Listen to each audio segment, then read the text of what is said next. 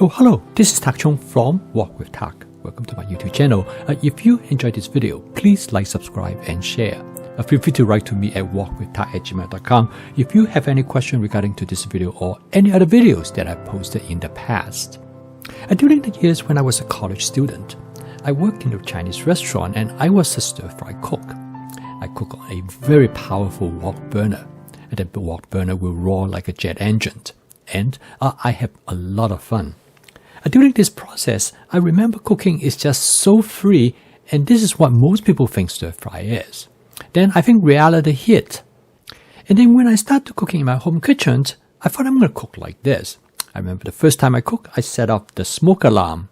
And then my wife showed me the porch. I've cooked in a thunderstorm as well as in a snowstorm. It was fun after a while, but I get tired of moving things in and out of the house. When I was growing up in Hong Kong, almost all families stir-fry. But one thing I do remember is that people are extremely careful about oil film because they worry about, first of all, oil film will cover everything in the kitchen and it make the house very greasy, and most people live in small apartments. That will make the whole apartment taste like a restaurant kitchen, and most people do not like that. Now, oil film production is a problem. At that time, most people know oil film is not good for you. But now we know oil film in many ways is a form of pollution. Breathing in too much oil film, which like industrial pollution and can cause cancer.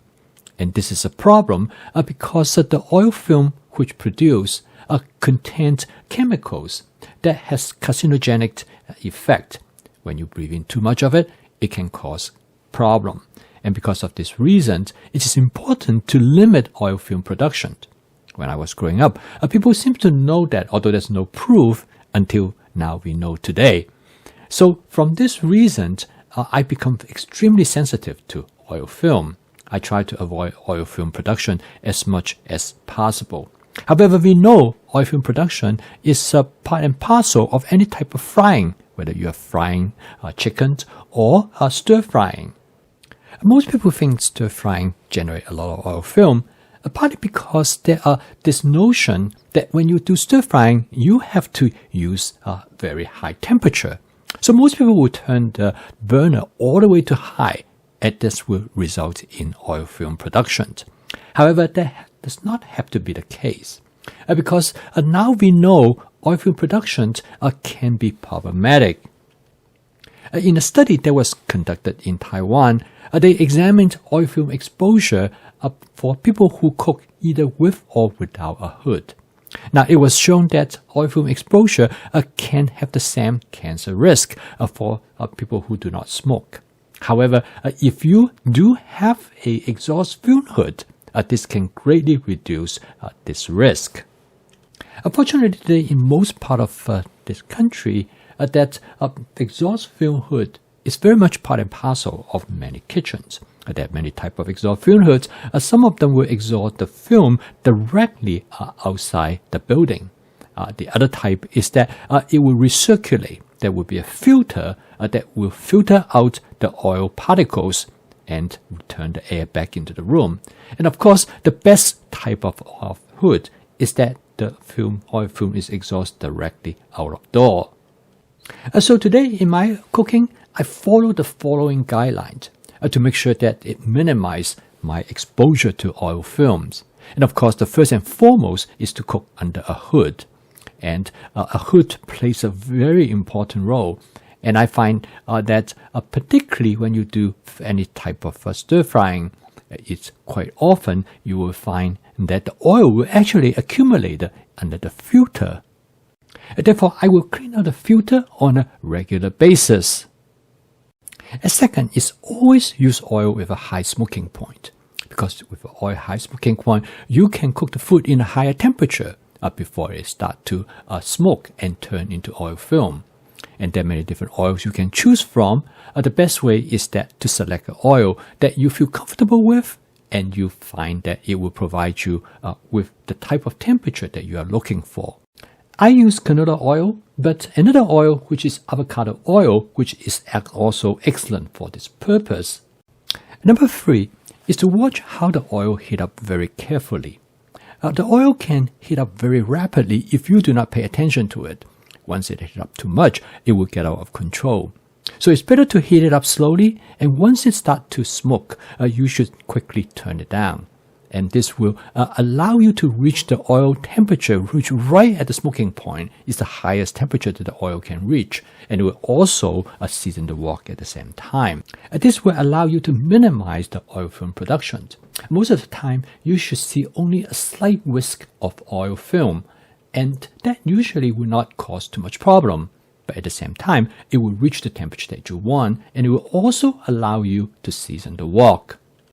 And number 4, it is important to know the heat capacity of your wok. Some wok heat up very rapidly. For example, carbon steel wok is well known for its quick response time. Stainless steel wok, again, depend on the type of wok. Some stainless steel wok will heat up very fast. It all depends on how they're being constructed. But some other type of wok heat up very slowly. And if you're used to using a wok that heat up slowly and you switch to a different wok, you might not be aware of. And sometimes by just turning your back, you will find that the oil will smoke out of control. And some woks, such as the cast iron wok, takes a long time to heat up. However, because of their heat holding capacity, once they heat up, they will heat up the oil very quickly. And number 5, it is really important to know your heat source. There are basically 4 different types of a heat source. One is gas, which heat up very rapidly. At the same time, you can turn it off and basically stop the heat. The second type of heat source are electric burners. There are 2 types of electric burners, the electric burners with coil and also the electric burner with a smooth top. Now the control for electric burners are very different from a gas burner. A gas burner, you can turn on and off the gas instantly. But in the case of an electric burner, you can't adjust the setting of the burner, but the heat will not dissipate until minutes later.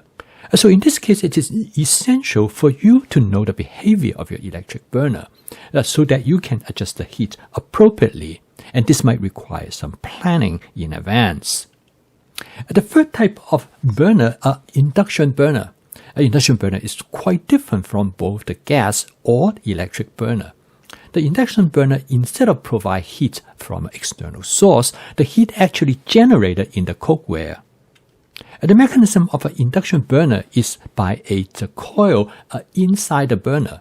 And this coil will create a magnetic field, and it will actually rotate the molecules in the cookware.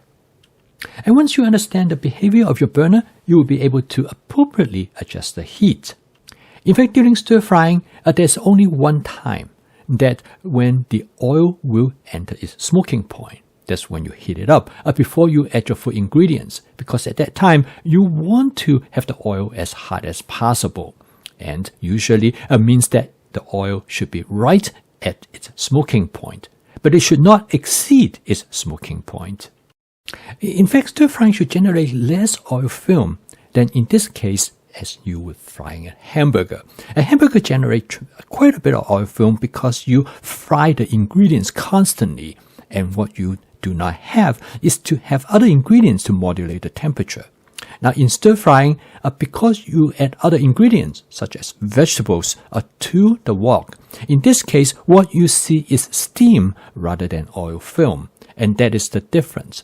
Every time when you start to add food ingredients to the wok, it will reduce the temperature of the cooking oil, and that will lead to production of steam. So this is always a misunderstanding. When people talk about you need a lot of heat in stir frying, you don't really have to. The main reason is that because a lot of time when you're cooking vegetables such as this, you don't need a lot of heat. All you need to do is enough of heat to keep the cooking process going. Now this is quite different when you cook in a professional kitchen. In a professional kitchen, you want to use as much heat potentially possible. And the reason is that you want to cook as quickly as you can. And in this case, time is an essence. As you can see in here, the cook uses a huge amount of heat, so he can have the dish to cook in a matter of minutes. For me, I'm extremely cautious about oil film generation for a couple of reasons.